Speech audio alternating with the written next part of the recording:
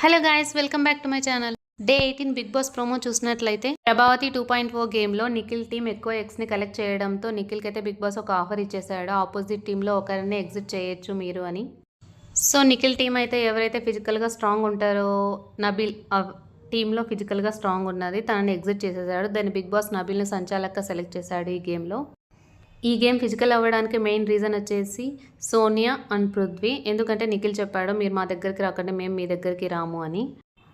అరే అలా చెప్పకురా అని సోనియా తనను స్టాప్ చేసేసింది. ఫిజికల్ అయితేనే తను టీం విన్ అవుతుందని తన ఉద్దేశం అనుకుంటా.